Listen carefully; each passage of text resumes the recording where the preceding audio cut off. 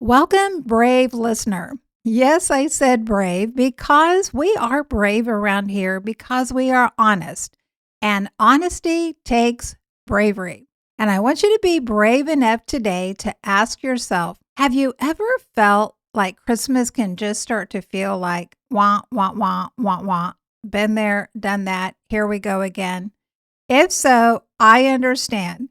But stay tuned because we're going to talk about a perspective on Christmas today that can relight your joy. Stay tuned. If your desire is to become spiritually stronger, emotionally healthier, and relationally smarter, you're at the right place. Speaker and writer Stephanie Smith inspires and equips you to achieve these three key aims. If you're a parent, you'll also learn how to raise empowered kids, ready for adulthood. Let's get started. 2 days ago, it was December the 1st. Well, if you're listening when this podcast originally airs. And not only was it the first day of a new month, it was also the first Sunday of Advent. The Sunday that we traditionally focus on the hope of the message of Christmas. But what exactly do we mean by hope? Is it just as we look back and as people were looking for that first coming of Christ, that they were hoping for a Messiah? And for us today, as we look at the second coming of Christ, is it just to be able to hope for his return? Does the original Christmas hope only apply as we kind of transfer it to the second coming of Christ? Is our hope in God? And for what? Hope is something that we need to thrive as humans, and yet hope can be a very dangerous thing. We don't want to live without it, and at the same time, when we're honest, sometimes it's hard to live with hope. So when we talk about the first Christmas, and as we prepare to celebrate this season and this day here in just a matter of a few weeks, what does the hope of Christmas really mean to us in everyday life? Is it just about looking forward to an eternity with Christ? Yes, there is that. But again, because we're honest around here, we know that that hope is not enough to sustain us in everyday, ordinary life. When the bills pile up and we don't see a way they're going to get paid, when the diagnosis comes in for our child and we don't know what direction to take and if there's even a treatment that's available, when we can barely walk and breathe at the same time because of the loss of a spouse, either through a death or a divorce or because they have just walked out the door, when we have a child who has walked away from Christ, or who has walked away from the morals and the ethics that they were taught, and they are living in a lifestyle that absolutely breaks our heart. And where is hope? We've been talking on the Tuesday episodes for the last couple of weeks, using some of the material from Dallas Willard's phenomenal book, The Divine Conspiracy: Rediscovering Our Hidden Life in God. And if there is one book that I encourage you to buy for 2025 and to get ready to dive into a phenomenal work that can truly transform your life, this would be a book that I would recommend. One of the things that Dallas writes about is how we view the gospel, the good news, not in some theoretical way, but in just real life. And one of the things that he wrote was the aim of the popular teacher in Jesus' time was not to impart information, but to make a significant change in the lives of the hearers. It is a peculiarly modern notion that the aim of teaching is to bring people to know things that may have no effect at all on their lives. Now, as a speaker and writer and podcaster, I understand this on both sides, both as someone who hears, but as someone also who teaches. I don't just want to teach in order to throw out information and hope that somehow it sticks. It is about helping people to be transformed because all of us are in a stage of transformation. It is only a matter whether we are downgrading, we are degrading, or we are upgrading and we are growing. There is no stagnation in human lives. There is no neutral. We are either growing or we are decaying. That's it. No third option. And it's all too common for us to confuse gathering information with personal growth, and they are not the same. And this was something that Dallas wrote about back when this book was first published. And 26 years later, it is as equally true now as it was then. Maybe even more so because we have all of the information at our fingertips from the internet. But the acquisition of knowledge is not the same thing as transformation of thought, of behavior, of character, of beliefs.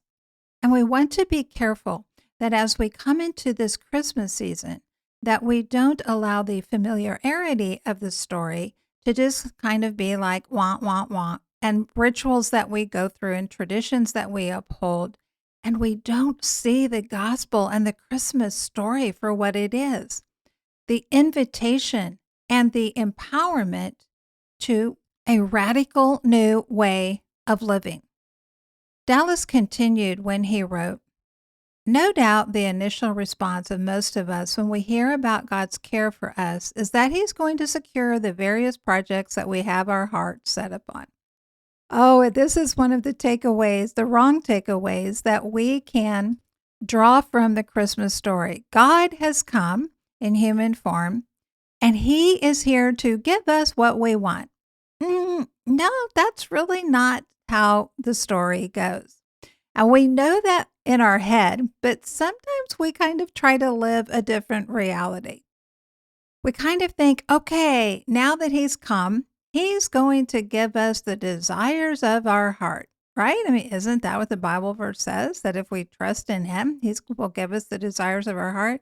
Well, we want to be careful that we don't take things out of context, because it's not just about that God makes the desires that we have when we come to Him turn about in our favor. It's also that He changes the desires themselves.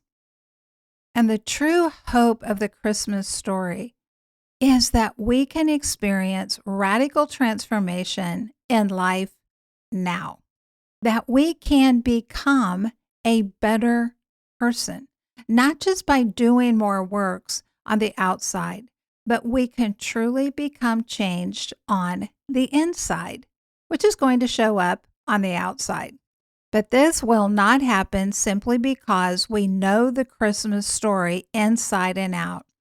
It only happens when we have the devotion to being transformed by what the reality of the Christmas story tells us. Dallas went on and he wrote further and he said, He, meaning Jesus, knew that we cannot keep the law by trying to keep the law. To succeed in keeping the law, one must aim at something other and something more. One must aim to become the kind of person from whom the deeds of the law naturally flow. The hope of the gospel, the hope of Christmas, is that we can become a different kind of person. There is a healthy level of self-acceptance that each of us need to have when we look at our value and our worth.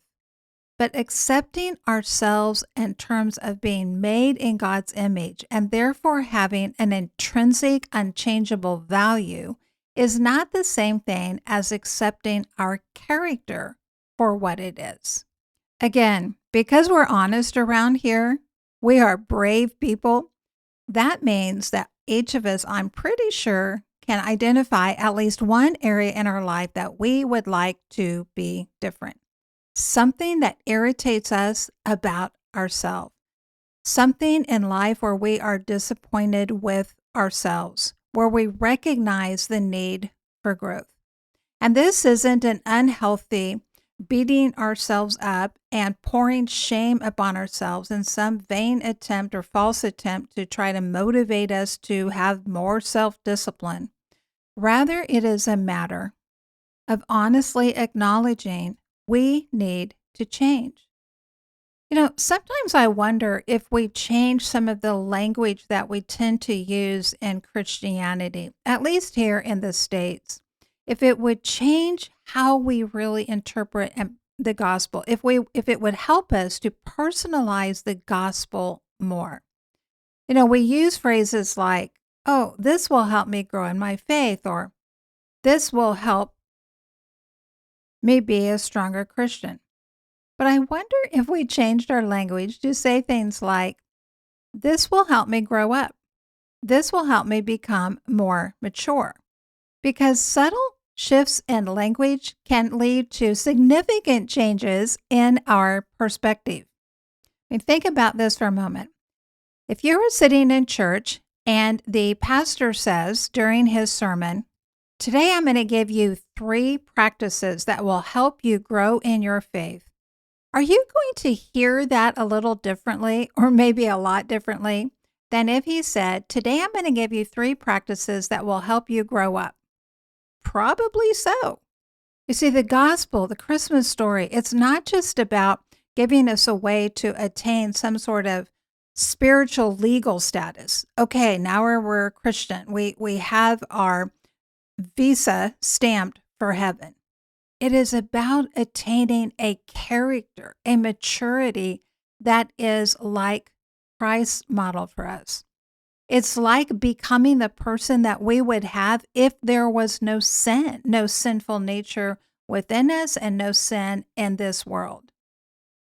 And that is why we need hope. But the reality is, we only really value hope if we see our need for it. If all I think is, I just kind of need to have more information about the gospel and about God, I'm going to approach that very differently than if I see I need to grow in my character. I need to grow in my maturity as a human being. Then I'm going to see my tremendous need for hope. Because again, since we're brave around here and we're honest, we know that there is a limit to how much that we can just will ourselves to change. If we didn't need help, if we didn't need hope that different types of help give us, we would have no need for weight loss plans. We would have no need for financial budgeting. We would have no need for 12-step programs because we would just will ourselves to change all the things in us that we need. But at some point, mature people recognize we lack the capacity to complete all of the changes that we need on our own. And that is one of the reasons we need hope. Usually, when we use the phrase hopeless, a person is hopeless, we mean that in a way that they have given up trying to achieve or attain something. They feel disempowered. They've given up. They're in despair. But there's another type of hopelessness that is just as prevalent and just as powerful, maybe even more dangerous because we don't recognize it. And that is when we don't really see our need for hope. Dallas writes, "Actions do not emerge from nothing. They faithfully reveal what is in the heart, and we can know what is in the heart that they depend upon." Indeed, everyone does know. That is part of what it is to be a mentally competent human being. The heart is not a mystery at the level of ordinary human interactions. We discern one another quite well. We recognize if someone is rude to us. We recognize if someone genuinely likes us. We recognize hearts toward us. The question is, do we discern ourselves quite well? Do we have the bravery and the honesty to say, here is where I need to grow. Here is where I need strength. Here is where I need empowerment. here is where, without God, without His help, I'm not going to show up in life the way I should or even the way I want to. Because the forces of this life are more powerful than we all by ourselves can sustain. Recently I was serving with Samaritan's Purse and in a town in the southeast where there had been tremendous tree damage. And one of the things that I noticed about many of these trees that were entirely uprooted and laying on the ground across someone's house or a neighbor's fence is that their roots were massive, but they were very shallow and they were very wide. They didn't go deep into the ground. And when those storms came, even if they were once in a lifetime storms, they still took those trees out. Life does a number on us. Life comes in, and sometimes we may just go from one storm to another to another. And sometimes there are those once-in-a-lifetime storms. And what will anchor us in those times is when we have had the humility leading up to that to say, I need real transformation. And I cannot do this all on my own. And I have to have a hope that there is someone, there is some way that I can have help beyond myself. And there is. And that is what the Christmas message and the Christmas story is all about. It is that hope has come. Hope not just that we can be saved and someday we can make it into heaven, but hope that we can experience the presence and the goodness and the strength of God working in us even now. That we can grow in our maturity. Our character can become more like Christ. We can sustain the kinds of storms that can just have the potential to take us out entirely, but they don't, because we are deeply rooted in the hope of God's goodness within us and working on our behalf. I want to encourage you as you are listening this to hold on to hope, not hope for outcomes. I get that. I understand it is so much easier to hope that God's going to give us the outcomes that we want. But that's not what genuine Christ-like hope is about. It is hope in God's goodness, not just for someday, for eternity, because that's just too far away for us to give us what we need in the day-to-day of life now, but that we have a hope that in the day-to-day, that He is there to sustain us, to strengthen us, to give us a purpose, to give us a new perspective, to mature us, to grow our character, and to prepare us to be the kind of people who can help others as they grow in their character and their maturity. And together we show up and we become more like Christ.